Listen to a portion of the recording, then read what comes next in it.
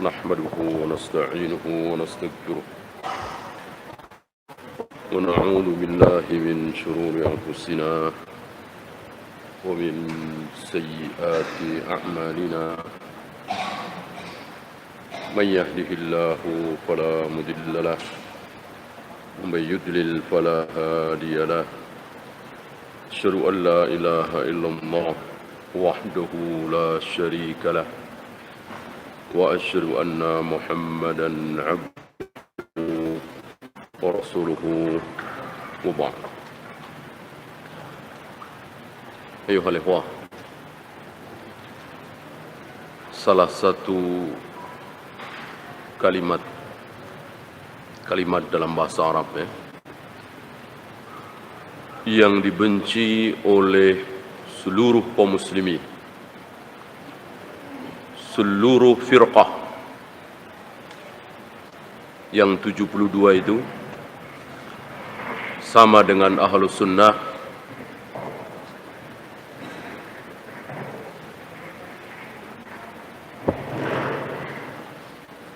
menolak satu istilah ini, yaitu jahiliyah.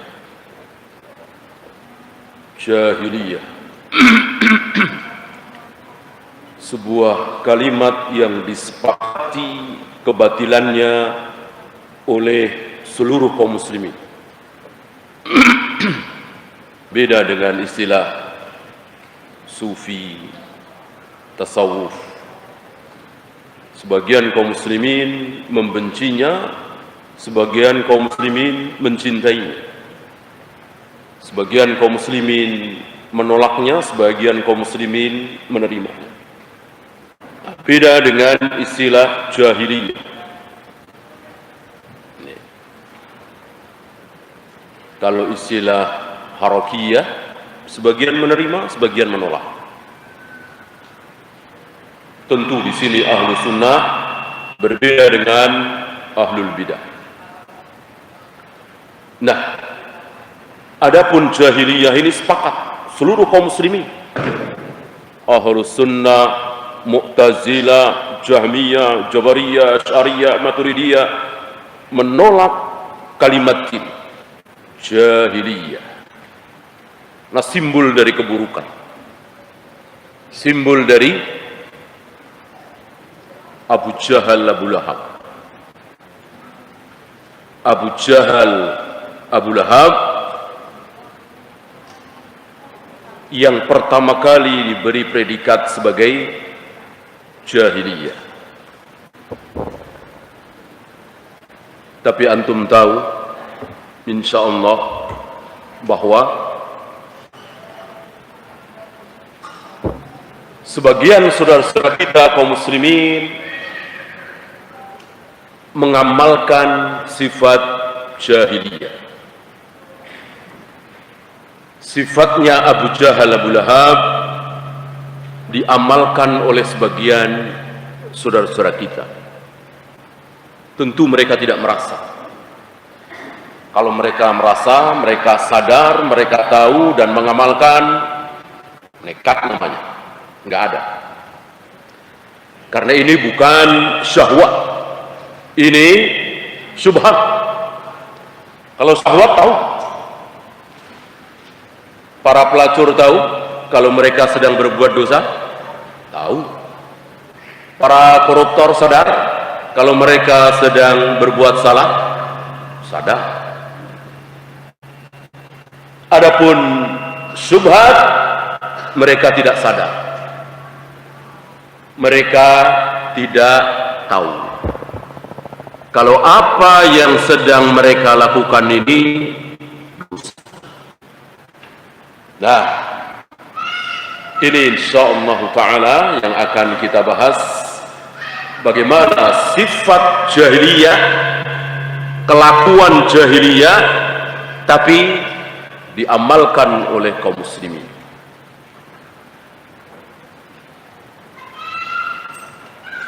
Saya awali dengan syirik.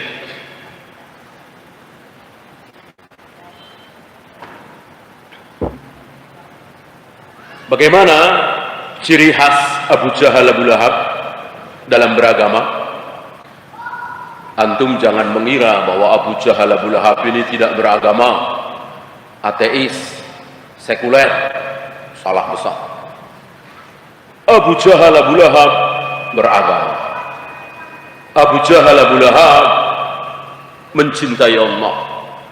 Yuhibbunahum kahubbillah. Al-Quran yang menjadi saksi bahwa Abu Jahal Abu Lahab cinta kepada Allah. Yuhibbunahum kahubbillah.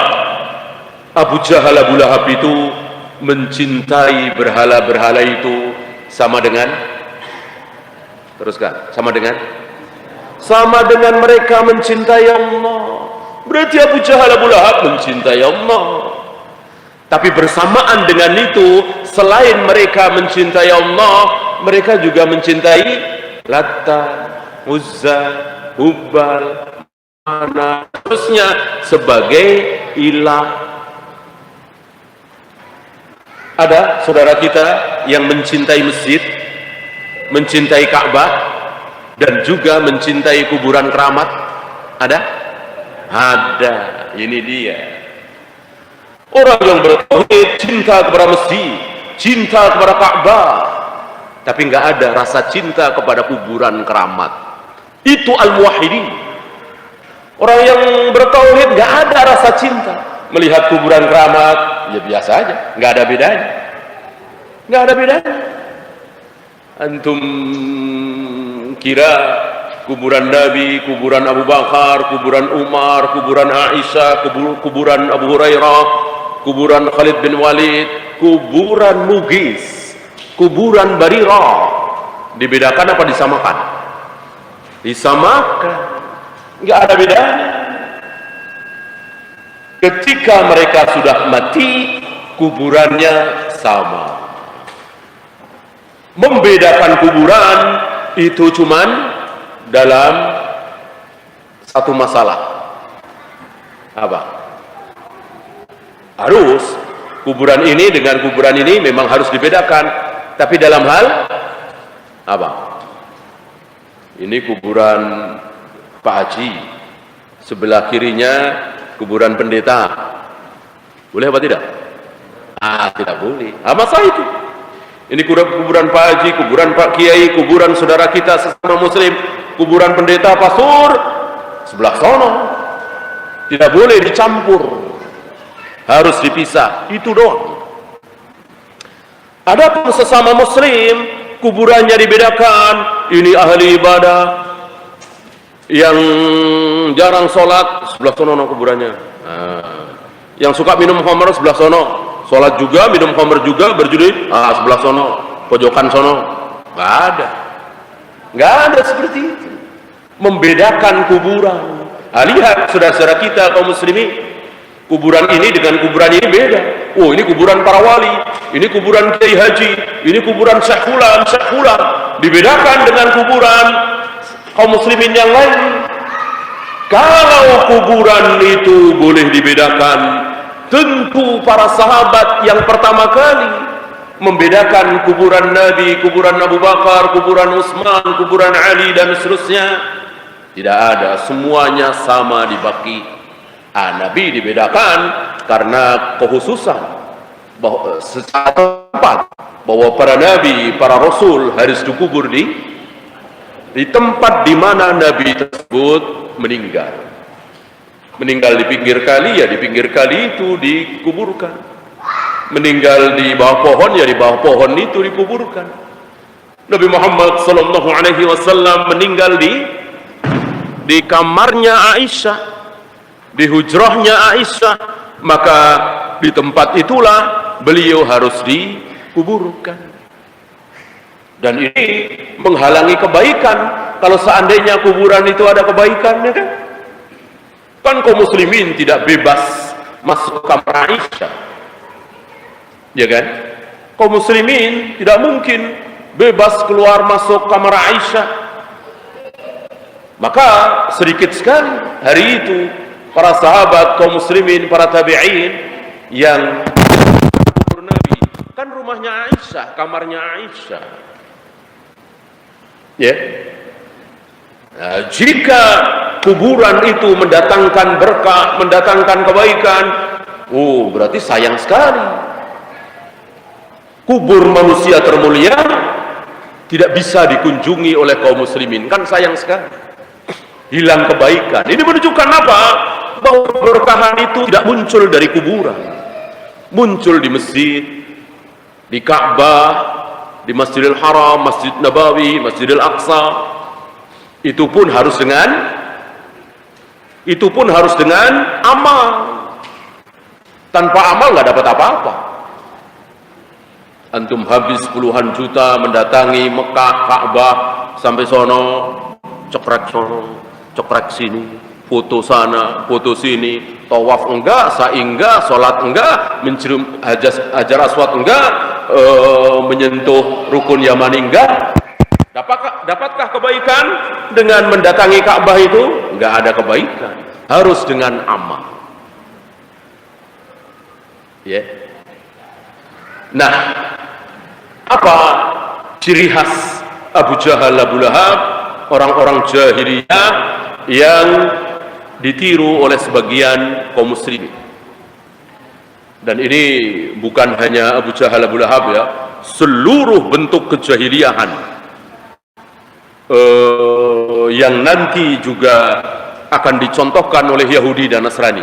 Insyaallah kita bahas ya, kalau cukup waktu. Yang pertama, annahum yata'abbaduna bi isyraqis salihin. Mereka menyertakan orang-orang soleh. Menyertakan orang-orang soleh dalam apa? Fi du'aillah wa ibadatihi. Dalam memohon kepada Allah. Disertakan orang-orang soleh yang sudah mati. Maka terkenal di tengah-tengah mereka nama-nama seperti Latta, Uzza, Hubal, Manat, dan seterusnya. Bukan tulisannya, bukan ucapannya, bukan nasihat-nasihatnya, petuah-petuahnya, bukan. Tapi nama. Jadi nama Latta, nama Uzza itu terpatri di dada mereka. Mirip sebagian kaum muslimin. Di hati mereka ada nama ulama-ulama besar, tapi sekedar nama. Sekedar nama. Nasihatnya seperti apa, nggak peduli. Contohnya seperti apa, nggak peduli. Nama Imam Syafi'i besar sekali di dada mereka. Dan itu tidak salah. Ya, kalau berhenti sampai di situ. Jadi sekedar nama. Imam Syafi'i nggak peduli.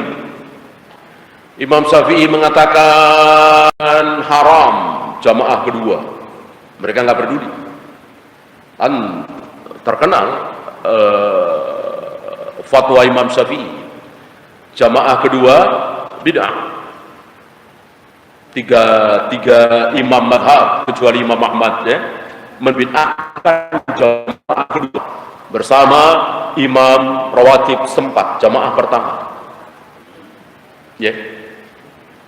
Imam Syafi'i membenci orang-orang yang membaca Al-Quran di atas kubur. Mereka nggak peduli. Mereka nggak peduli. Ya. Hanya sekedar nama. Begitulah Abu Jahal, Abu Lahab. Nama-nama seperti Latta, Uzza, Hubal, Manat itu hanya besar di dada mereka. Tanpa nasihat, petuah, ceramah atau tulisan dari Latta, Uzza, Hubal, Manat. Ini kan orang-orang saleh yang sudah wafat. Nggak peduli. Yang penting nama. Nah, nama-nama itu dipakai oleh mereka untuk apa? Untuk memohon sesuatu kepada Allah, untuk mendekatkan diri kepada Allah. Inilah kelakuan Abu Jahal, Abu Lahab. Dan Allah mengabadikan ucapan Abu Jahal, Abu Lahab yang menyatakan kami tidak menyembah mereka. Ma na'buduhum. Di awal-awal surat Az-Zumar, ma na'buduhum. Kami tidak menyembah mereka. Kami tidak menyembah Latta, Uzza, Hubal, tidak, illa liyuqarribuna ilallahi zulfa. Kami hanya jadikan mereka sebagai perantara antara diri kami dengan Allah. Kami orang kotor, Allah Maha Suci. Untuk mendekatkan orang kotor, untuk mendekatkan diri kepada Zat yang Maha Suci,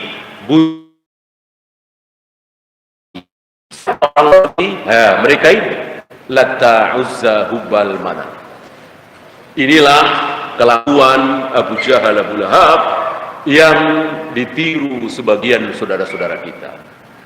Lihat sebagian saudara-saudara kita ingin dekat kepada Allah, ingin meminta sesuatu kepada Allah, mesti mendatangi kuburan-kuburan keramat, kuburan para wali. Padahal nggak ada sahabat minta sesuatu kepada Allah datang ke makam Nabi. Ada riwayat? Tidak ada. Tidak ada. Laukana khairan nasabakuna ilaih. Kalau itu benar, tentu para sahabat yang pertama kali melakukan. Kan di zaman Abu Bakar, di zaman Umar sedang berat-beratnya berhadapan dengan musuh besar Islam. Ya, dalam perang Yarmuk, kemudian perang Qadisiyah, kemudian perang Yamamah yang luar biasa melawan pasukan Musailamah Al-Kadzdzab. Adakah seorang sahabat datang ke makam Nabi? Ya Rasul, tolong doakan kepada Allah supaya Allah memenangkan kami. Gak ada satupun riwayat seperti itu. Ya. Yang ada ketika kemarau panjang datang, Umar tidak datang ke kubur Nabi, tapi datang ke Abbas. Datang ke Abbas. Dan Umar mengatakan, ya Allah, sewaktu dulu Nabi masih hidup, kami tertimpa kemarau panjang. Lalu kami datang kepada Nabi supaya Nabi berdoa kepada engkau, lalu engkau turunkan hujan. Sekarang Nabi sudah wafat, kami datang kepada Abbas. Abbas paman Nabi SAW, tapi lebih muda dari Nabi, waktu itu masih hidup. Lalu Abbas mengangkat kedua tangannya, minta supaya diturunkan hujan. Allah turunkan hujan. Ya, seandainya minta kepada Allah lewat Nabi yang sudah wafat itu baik, benar, ngapain ke Abbas? Tentu lebih baik langsung ke Nabi SAW. Kenapa? Ini tidak boleh. Meminta kepada Allah lewat orang yang sudah mati, syirik. Sekarang bukan lewat lagi. Ada sebagian kaum muslimin bukan lewat lagi, tapi langsung, ya Syekh turunkan hujan, ya Syekh selamatkan kami, ya Rasul aghithna aghithna. Ada kalimat seperti itu, antum pernah dengar dari sebagian saudara kita? Ya Rasulullah aghithna aghithna. Wahai Rasulullah, tolonglah kami, tolonglah. Ada yang hafal sholawat nariyah? Kalau antum tahu artinya, ya begitu. Ya, kalau nggak tahu artinya, alhamdulillah. Berarti kan nggak meyakini kan? Cuman kalimat-kalimat bid'ah aja. Kalau tahu artinya, diyakini, syirik. Kalau saudara-saudara kita ini sekedar melafadzkan saja, itu bid'ah, dosa besar. Tapi insya Allah belum sampai ke syirik. Tapi kalau tahu artinya, dan artinya itu diyakini, bahwa watunalu bihir rogo'ibu watubba bihil hawaiju.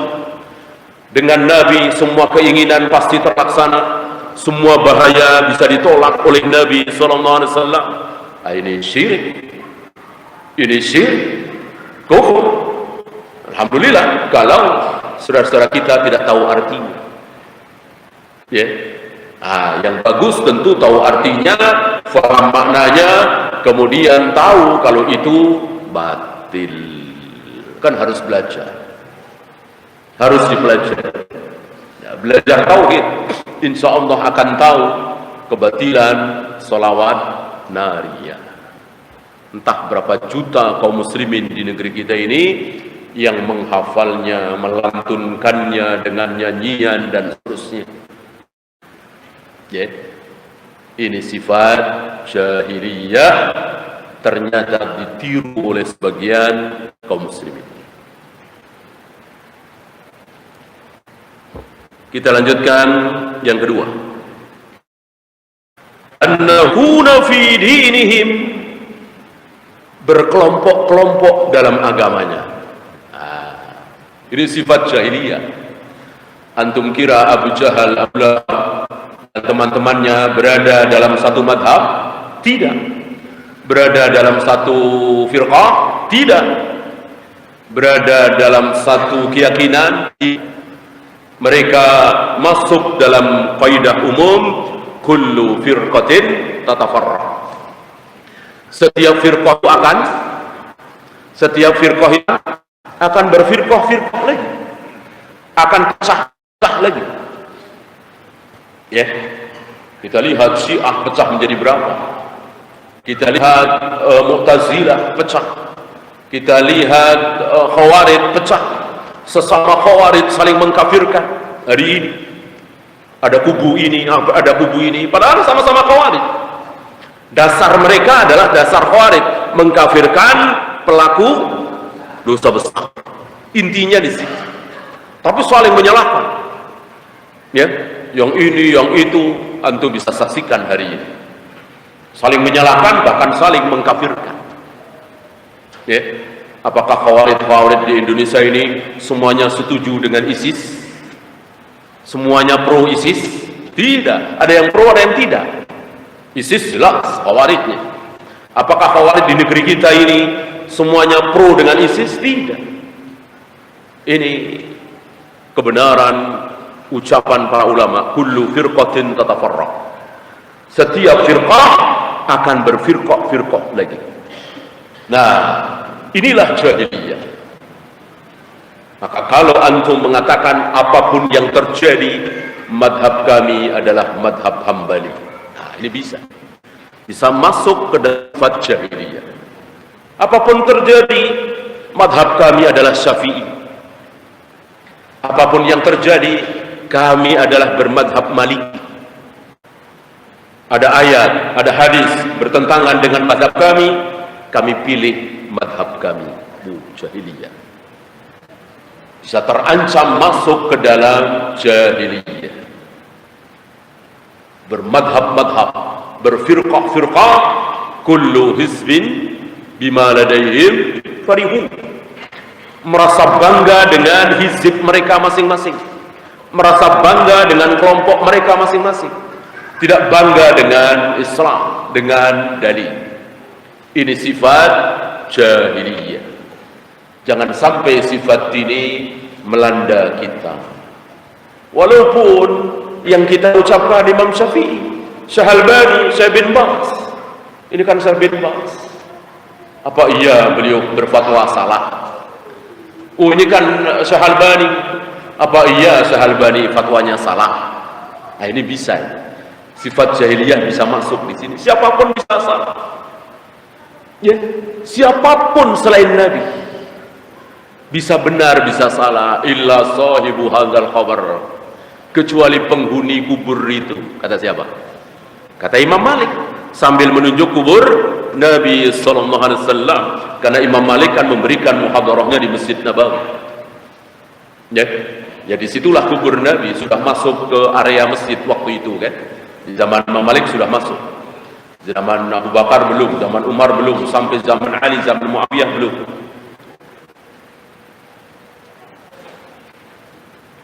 Maka tidak boleh kita fanatik dengan siapapun lalu meninggalkan ayat, meninggalkan hadis, karena semua pasti pernah salah. Yang tidak pernah salah hanya Nabi sallallahu alaihi wasallam. Nabi pernah salah tapi langsung ditegur. Kalau Nabi salah langsung ditegur dengan turunnya wahyu. Nggak usah salah, halal dibilang haram, haram dibilang halal, cuman bermuka masa. Itu kan kesalahan yang sepele ukuran kita ya. Ada orang buta, miskin, budak datang kepada beliau merasa kurang suka dan beliau tidak melotot. tidak marah-marah, tidak ngusir, cuman bermuka masam. Allah nggak rela, Allah tegur beliau, abasa wa tawalla an ja'ahul a'ma wa ma yudrika la'allahu yazzakka, dan seterusnya. Inilah beliau. Abu Bakar seperti itu? Tidak. Abu Bakar salah, Nabi wafat ya, Nabi sudah wafat, Abu Bakar salah, Allah biarkan. Umar salah, Allah biarkan, Allah nggak tegur. Salah dalam hal apa? Nah, dalam hal haji tamattu, Abu Bakar, Umar kan salah. Ya? Utsman salah dalam hal azan kedua, azan 2 kali hari Jumat, Allah nggak tegur. Ali, Muawiyah, Ibnu Mas'ud salah mengatakan nggak boleh menikahi wanita ahlul kitab, nggak boleh, Allah nggak tegur. Ya? Ibnu Umar juga pernah salah mengatakan wanita yang mandi junub seluruh rambutnya harus basah, gelungan harus dilepas. Ini salah jelas. Aisyah yang membantah kesalahan ini, Allah nggak tegur. Itu para sahabat ketika Nabi sudah wafat. Apalagi Imam Syafi'i, Imam Bukhari. Imam Syafi'i mengatakan kunut subuh sunnah, ternyata salah. Mungkin kan? Mungkin. Imam Abu Hanifah mengatakan nikah sah walaupun tanpa wali. Ya, dan ternyata itu salah. Mungkinkah? Mungkin. Dan jelas salahnya kan?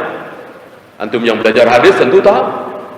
Masuk kita mau tinggalkan sabda Nabi gara-gara tidak berani membantah ucapan Abu Hanifah? Abu Hanifah jelas. Yang belajar tentu tahu bahwa salah satu fatwa Abu Hanifah, Imam Nabi, nikah sah walaupun tanpa wali. Lalu bagaimana sabda Nabi? Man nakaha bi ghairi waliyyin wa syahidai 'adlin fa nikahuha batilun fa nikahuha batilun fa nikahuha batil. Barang siapa yang menikah tanpa saksi, tanpa wali dan tanpa 2 orang saksi, maka nikahnya batal, nikahnya batal, nikahnya batal, tidak sah. Kita tinggalkan sabda Nabi ini karena tidak berani menyalahkan Imam Abu Hanifah. Nah, inilah sifat jahiliyah. Jangan sampai sifat ada diri kita. Islam ini satu, yaitu yang dicontohkan oleh Rasul. Jangan kita membuat firqah. Antum jangan bilang ya kan memang pecah-pecah, semuanya 73. Kok satu? Jawabnya satu. Islam itu satu. Yang mana Islam yang benar? Yang diamalkan Rasul dan para sahabat itu satu kan? Antum kira Rasul dan para sahabat pecah? Kalau berantem iya, bahkan bunuh-bunuhan kan, kelompok Ali dengan kelompok Muawiyah. Tapi apa beda? Tauhidnya sama apa beda? Sama. Manhajnya sama apa beda? Sama. Manhajnya Ali dengan manhajnya Muawiyah sama persis. Itu berbunuh-bunuhan itu karena sesuatu. Panjang pembahasan tentunya antum tahu ya, yang belajar. Nggak ada hubungannya dengan manhaj, nggak ada hubungannya dengan akidah. Beda dengan Ali memerangi Khawarij, itu jelas ada hubungannya dengan akidah, manhaj. Adapun pasukan Ali dengan pasukan Muawiyah tidak ada hubungannya. Artinya sama-sama ahlu sunnah, sama-sama bertauhid, satu manhaj. Gak ada para sahabat yang pecah. Salah ada orang per orang seperti kita bahas tadi. Tapi kemudian kesalahan itu menjadi syubhat, dibela, dicarikan dalilnya. Gak ada. Adakah sahabat yang membela pendapat Abu Bakar Umar bahwa haji tamattu tidak ada? Enggak ada. Antum boleh cari siapa sahabat siapa. Adakah sahabat yang membela ucapan Aisyah bahwa sutroh solat itu tidak ada? Enggak ada itu sutroh solat. Enggak ada itu solat batal kalau dilewati 3 hal. Wanita, anjing hitam, satu lagi keledai. Kan Aisyah membantah riwayat ini awalnya. Berarti menolak tentang kewajiban pakai sutroh. Dan jelas ini salah. Ada yang membela? Tidak ada. Termasuk Ibnu Umar tadi.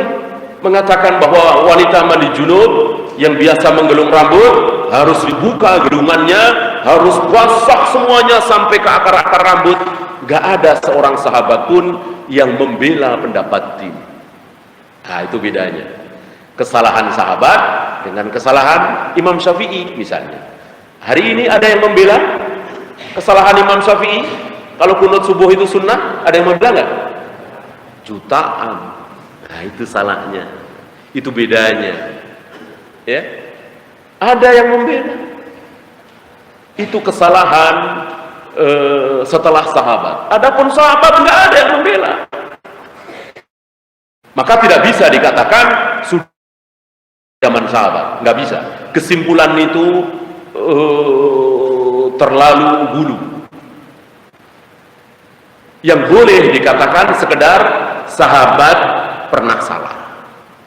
Karena sahabat bukan Nabi. Sebelum Nabi, sahabat ada yang salah. Tadi haji tamattu, mandi junub, sutroh sholat, menikah dengan wanita ahlul kitab. Beberapa sahabat dipertahankan kesalahan itu, tidak menjadi subhat yang kemudian dibela, tidak dicarikan dalil. Kalau sekarang dicarikan dalil, mencari-cari dalil, ya. Dan jadilah firqah, jadilah kelompok di antara. Inilah kebenaran, salah satu kebenaran dalam Islam. Islam mengenal keberagaman. Maka ada Islam bermadhab Syafi'i, ada Islam bermadhab Maliki, Hanafi, dan seterusnya.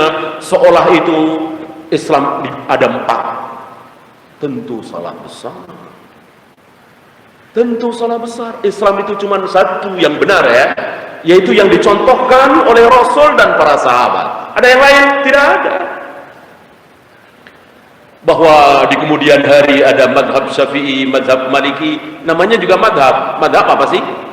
Pendapat. Pendapat pasti benar? Belum tentu. Oleh karena itu ketika Syekh Utsaimin diberitahu, ya Syekh, ini pendapatnya Syekh Albani, dengan enteng beliau menjawab, pendapat kan? Pendapat kan? Nah, jangan fanatik dengan pendapat. Namanya juga pendapat. Fanatiklah dengan dalil. Qala Allah wa qala Rasul ala fahmi sahabat. Nah, itu fanatik. Istilah kita fanatik. Istilah Nabi apa? Istilah Nabi gigit dengan gigi geraham. Apa enggak fanatik itu? Fanatik kan bahasa yang kurang enak didengar, ya. Bahasa Nabi, addu 'alaiha bin nawajid. Gigitlah dengan gigi geraham. Mau bertentangan dengan imam madhab manapun, dan harus berani. Contoh keberanian yang luar biasa siapa? Syekhul Islam. Syekhul Islam, beliau tidak takut berhadapan dengan 4 imam madhab. Dalam masalah apa? Talak 3 yang dijatuhkan sekaligus, jatuh talak 3. Ini sepakat 4 imam madhab. Sepakat. Misalnya seorang suami mengatakan, aku talak engkau, aku talak engkau, aku talak engkau. Nah, jatuh talak 3. Atau aku talak engkau, besoknya aku talak engkau, besoknya lagi, atau lusa aku talak engkau. Nah, jatuh talak 3. Sepakat itu 4 imam madhab. Bagaimana Syekhul Islam? Enggak. Berani. Beliau dengan berani mengatakan baru jatuh talak 1. Nah, pendapat kan? Karena di zaman Nabi nggak ada orang menjatuhkan talak seperti itu. Menjatuhkan talak itu, aku talak engkau, sudah. Setelah itu jangan satu kamar.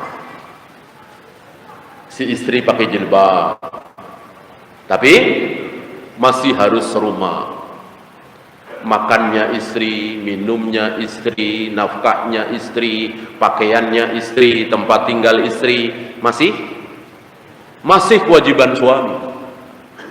Bahkan kalau suami wafat, si mantan istri yang sudah ditalak ini masih dapat waris. Kalau Kalau masa idah belum habis, sampai masa idah habis 3 kali suci atau 3 kali haid, baru pisah rumah, dan sudah bukan suami istri lagi, dan sudah tidak ada hubungan waris lagi, gitu. Adapun masa idah masih ada, masih serumah, memberi kesempatan untuk rujuk kembali. Kan 3 kali haid, kira-kira 3 bulan bisa lebih ya, bisa berpikir ulang, ngelihat anak-anak, ngelihat saudara datang, mencairkan suasana, dan seterusnya, maka kemungkinan rujuk besar sekali. Dan Nabi pun mengalami, kan? Jangankan para sahabat, Nabi pun mengalami. Siapa yang pernah ditalak oleh Nabi kemudian dirujuk lagi setelah peristiwa madu? Hafsah rujuk, gitu. Dan rujuk nggak harus pakai rame-rame, walimah, resepsi. Ya mau sama mau saja, tetangga, saudara, mertua, nggak ada yang tahu, nggak rame. Tapi talak sudah jatuh 1 minggu kemudian rujuk kembali suami istri. Tapi catat, rumah tangga ini ada 1 talak, nggak akan hilang selama-lamanya. Ada ciri di rumah tangga ini, suami istri, ada 1 talak. 5 tahun kemudian suami marah, menjatuhkan talak lagi. Aku talak engkau. Berarti jatuh talak berapa? Gitu. Itu yang terjadi di zaman Rasul dan para sahabat. Bukan aku talak engkau, aku talak engkau, aku talak engkau. Ya.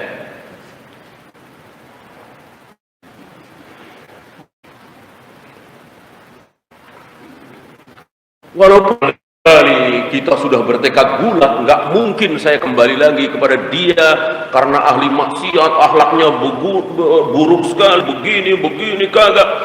Jangan. Allah lebih tahu dari kita semua, dan setan lihai. Maka kalau antum terpaksa menjatuhkan talak, sudah 1 saja. Talak 1 kemudian pisah, bisa. Jadi pisah, bukan suami istri akhirnya masing-masing nikah dengan istri yang baru, suami yang baru. Tidak harus talak 3, talak 1 juga bisa. Ngapain talak 2, talak 3? Ini dia. Maka Syekhul Islam berani. Kita nggak bahas siapa yang lebih benar, roji. Kita bahas kita harus berani. Para pelajar harus berani seperti para ulama. Kalau tahu dalil, ya. Kalau tahu dalil. Ini tahu dalilnya, si fulan salah. Kan penyakit saudara-saudara kita ini, terutama para santri yang ada di pesantren-pesantren, tahu dalil.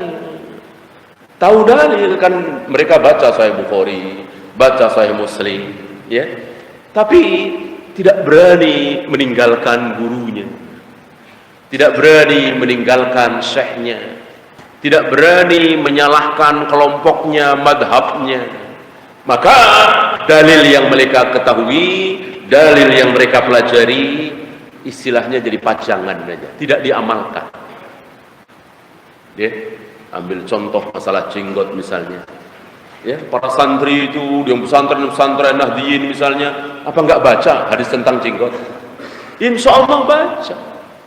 Tapi kenapa mereka mencukur jenggotnya, menghabisi jenggotnya? Jawabnya, tidak berani berbeda dengan syekhnya, gurunya, kiainya, madhabnya.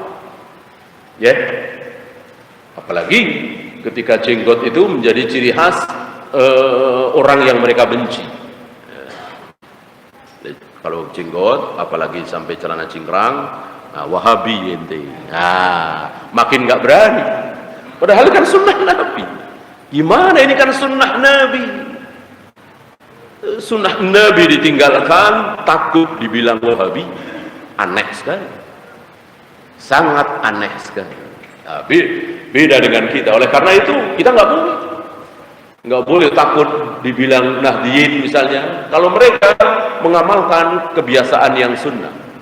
Apa misalnya? Antum tahu di beberapa pesantren Nahdliyin itu kalau subuh Jumat baca surat Hamim As-Sajdah. Ini sunnah apa bidah? Sunnah. Ya kita ngikutin sunnah, bukan mengikuti mereka tentunya. Nggak boleh, kalau bilang Nahdliyin lagi kalau begitu. Nggak boleh. Itu sunnah. Bagian dari sunnah. Ya. Ad-Dahar dengan Hamim Sajdah itu kan dilakukan oleh Nabi di subuh hari Jumat, bukan ngincer ayat sajdahnya. Itu bid'ah. Ada sebagian yang salah paham. Jadi kalau subuh hari Jumat harus baca ayat sajdah, harus ada sujud tilawah, betul? Salah. Yang sunnah bukan sujud tilawahnya. Sujud tilawahnya otomatis karena ada ayat saja. Yang sunnah membaca Ad-Dahar sama Hamim As-Sajdah itu. Adapun imam sujud tilawah kita ikut, imam tidak sujud tilawah, ya jangan kita sujud tilawah. Karena kan tidak wajib. Kalau mengikuti imam wajib. Ya. Ada firqah misalnya mereka lebih dulu mengamalkan sunnah Nabi, kita ikuti. Kalau kita tahu bahwa itu sunnah, tidak boleh kita berdasarkan kelompok seolah ini kelompok ini cara ibadahnya begini, kelompok ini cara ibadahnya begini, tidak boleh.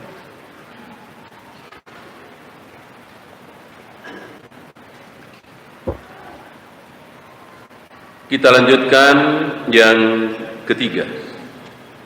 Salah satu sifat jahiliyah, anna mukhalafata waliyil amri wa adamal inqiyadi lahu fadilatun. Menyelisihi pemimpin waliul amr, tidak tunduk, tidak patuh kepada waliul amr, itu sebuah keutamaan, sebuah kehebatan. Mirip-mirip apa? Mirip-mirip apa ini? Khawarij. Khawarij dalam hal ini mengikuti Abu Jahal Abu Lahab. Abu Jahal Abu Lahab begitu. Maka nggak ada pemimpin yang menonjol kan? Nggak ada satu pemimpin. Masing-masing mempunyai wala bara terhadap kabilah masing-masing. Apakah Abu Jahal Abu Lahab itu menjadi sentralnya begitu? Tidak. Tidak, ya bersaing antara Abu Jahal, Abu Lahab, ya, Umayyah bin Khalaf, masing-masing bersaing. Tidak berada dalam satu pimpinan. Nah, sifat jahiliyah, mereka tidak suka dipimpin oleh pemimpin terlalu dominan memimpin. Terus kita para rakyat disuruh sami'na wa ta'na. Mereka nggak mau. Bagaimana sunnah Nabi? Bagaimana sunnah Nabi? Bagaimana sumpahnya Abu Dhar? Itu masih ingat barangkali sedikit sekelumit kisah Abu Dhar setelah Abu Dhar dipecat. Panjang ceritanya. Abu Dhar dipecat oleh Utsman. Istilah kita dipecat dengan tidak hormat. Ya tentu tersinggung ya kan? Padahal Abu Dhar tidak merasa salah. Justru Abu Dhar sedang beristihad mengamalkan walladzina yaknizuna adz-dzahaba wal fiddata. Artinya Abu Dhar betul-betul ingin mengamalkan ayat itu, maka Abu Dhar melarang kaum muslimin menyimpan hartanya. Sisa dari makan, minum, pakaian, tempat tinggal harus disedekahkan fi sabilillah. Gara-gara ini dipecat Abu Dhar oleh Utsman, ditarik, lalu diasingkan, disuruh tinggal di sebuah tempat terpencil, Rabdah namanya. Lalu datanglah sekelompok orang yang berjiwa Khawarij mengatakan, wahai Abu Dhar, engkau lebih pantas jadi pemimpin, jadi khalifah daripada dia. Maksudnya daripada Utsman. Marah Abu Dhar. Abu Dhar marah dengan mengatakan, wallahi, jika Utsman wafat, kita tidak akan bisa mendapatkan manusia sebaik dia. Tuh, lihat keadilan seorang sahabat Abu Dzar, dipecat dengan tidak hormat tapi nggak sakit hati. Ada yang ngilik-ngilik nggak terpengaruh. Coba kalau tokoh hari ini, Anda lebih berhak itu, gitu ya.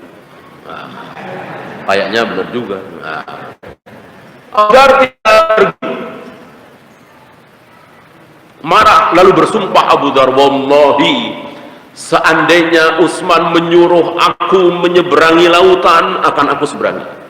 Seandainya Utsman khalifah kita menyuruh aku mendaki sebuah gunung, akan aku daki. Lihat, ini hasil didikan siapa? Rasulullah SAW. Ini sunnah Nabi bahwa kita disuruh sami'na wa ta'na terhadap pemimpin, waliul amr, khalifatul Islam, raja, presiden, apapun namanya, ketika dia orang nomor satu di negerinya kaum muslimin, seperti presiden kita sekarang ini. Dan sama Presiden Soekarno, Presiden Soeharto, Presiden Habibie sampai sekarang sama, muslim semua. Dan siapapun yang akan menjadi presiden negeri kita, kita harus sami'na wa ata'na. Kalau nyuruh maksiat jangan kita taati, kalau nyuruh tidak maksiat harus wajib kita taati.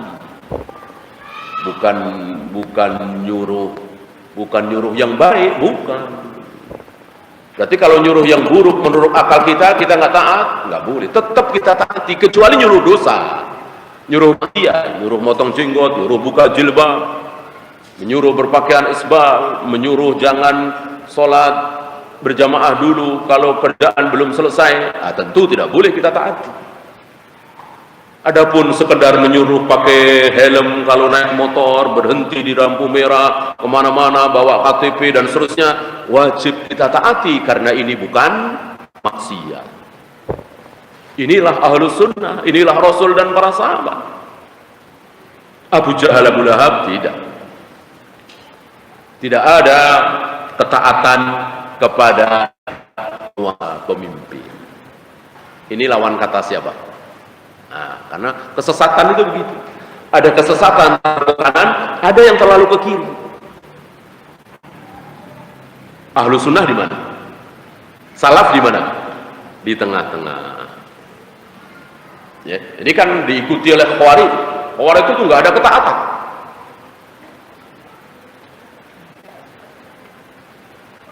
Bagi Khawarij, taat kepada penguasa itu bukan sebuah keharusan dan ditimbang-timbang manfaat dan mudarat. Manfaat enggak kalau kita taati, manfaat kita taati. Mudarat nih jangan. Seneng nih, ini nih, ya, demen nih kalau presiden nyuruh kayak gini nih, kan hobi dia tuh, dia taati. Kalau dia nggak suka, kok nyuruh begini, dia nggak mau. Padahal kata Nabi apa? Fima ahabba au kariha.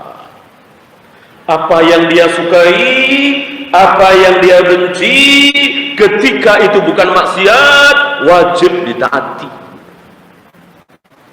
Ya, seandainya presiden kita, pemimpin kita mewajibkan seluruh pengendara motor helmnya harus warna pink misalnya, ditaati jangan? Taati, padahal antum benci banget warna itu, ya, antum nggak suka banget warna itu, taati, kan nggak dosa, kecuali pakai warna pink itu dosa. Seperti baju merah semua atau kuning semua yang muaswarah dicelup, ini tidak boleh. Warna pink kan nggak ada larangan, boleh, walaupun kita sangat tidak suka. Fima ahabba au kariha, yang kalian sukai, yang kalian benci, wajib ditaati.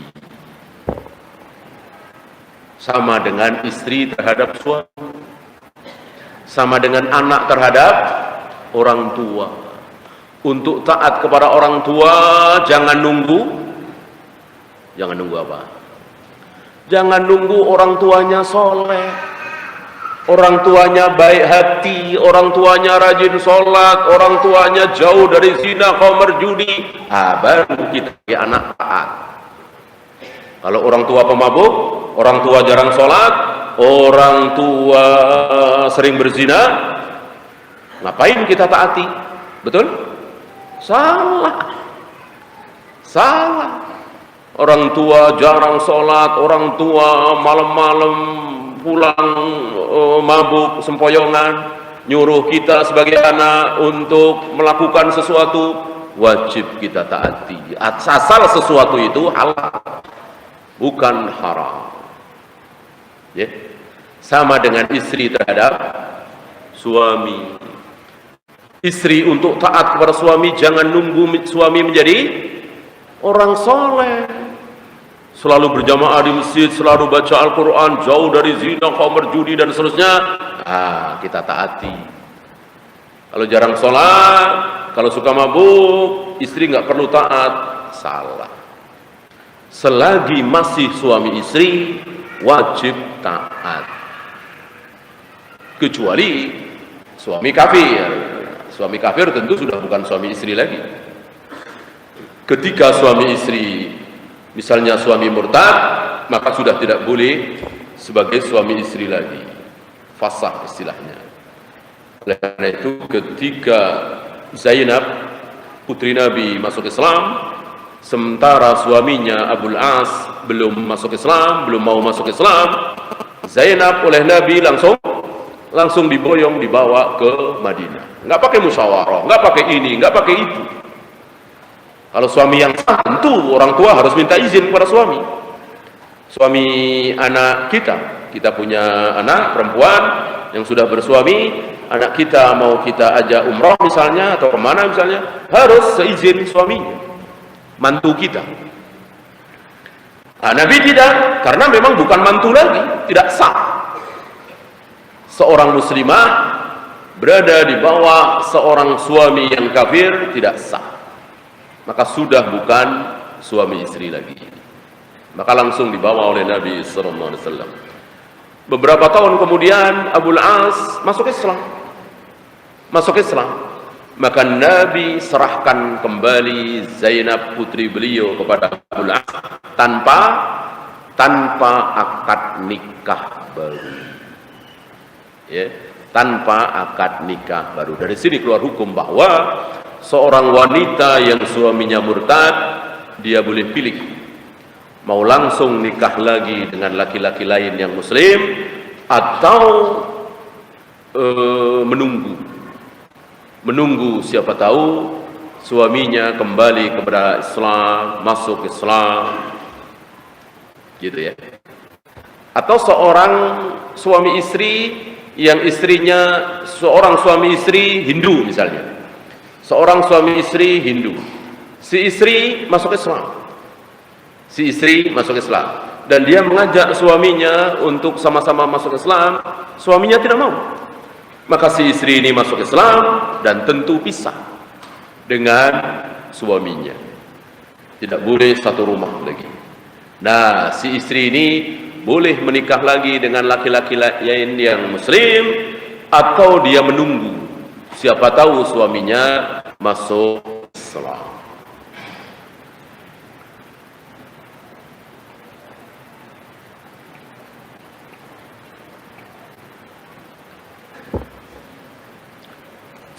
Nah, apa yang menjadi kebalikan dari Abu Jahal, Abu Lahab, yang tidak taat kepada penguasa, tidak mau taat kepada penguasa sampai dengan Khawarij,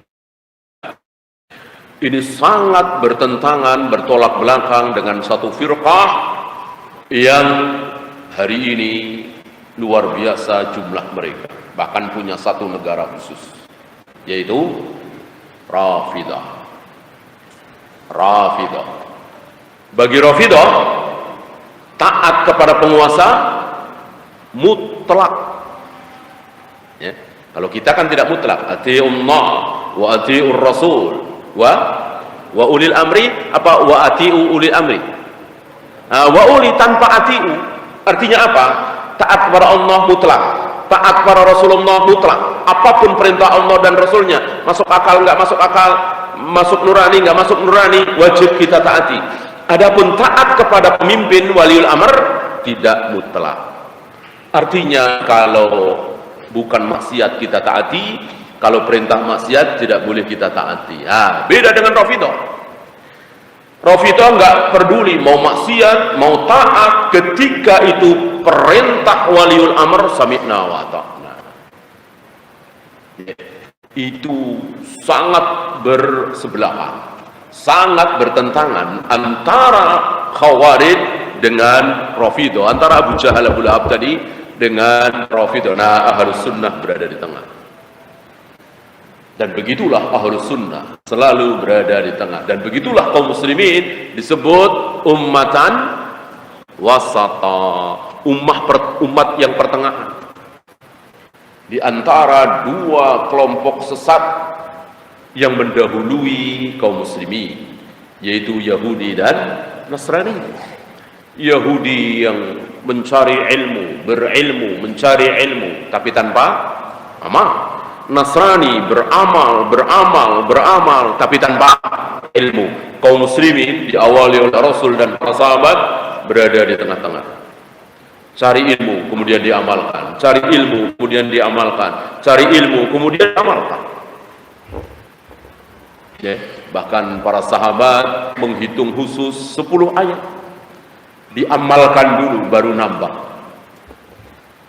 Karena para sahabat sangat bersemangat untuk mengamalkan ilmu, bukan seperti Yahudi bersemangat untuk mengumpulkan ilmu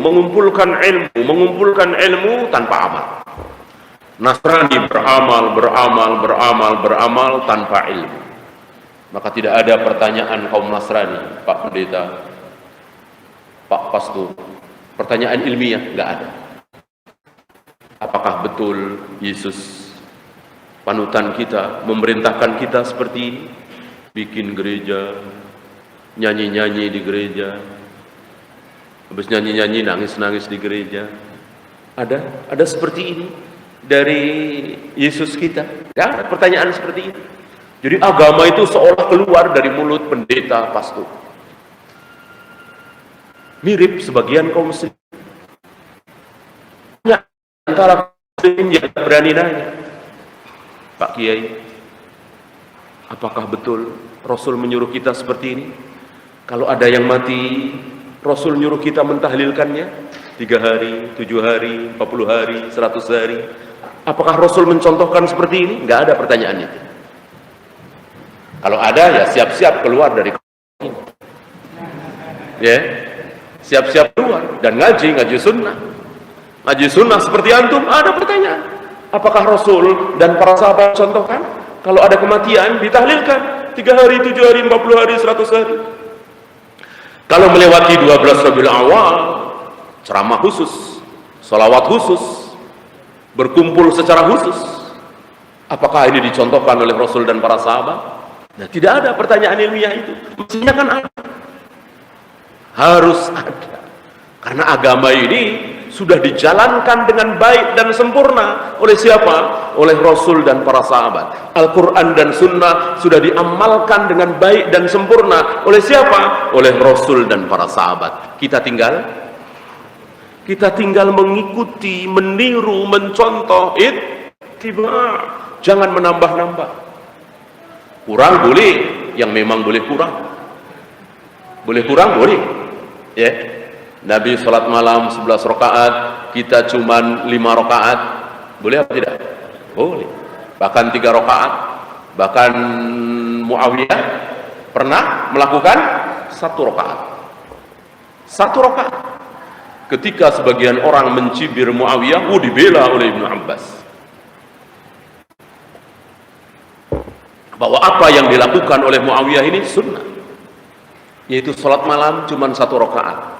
Yaitu witir doang. Itu pun dilakukan di masjid. Beliau takut ancaman Nabi, bahwa bukan termasuk golongan kami, yaitu orang yang tidak sholat witir. Walaupun tentu tidak wajib. Sholat 5 wajib kan cuma 5 waktu. Tapi sangat ditekankan sholat witir. Kalau kira-kira tidak sanggup bangun malam, ya sholatlah sebelum tidur, sebagaimana kebiasaan Abu Bakar.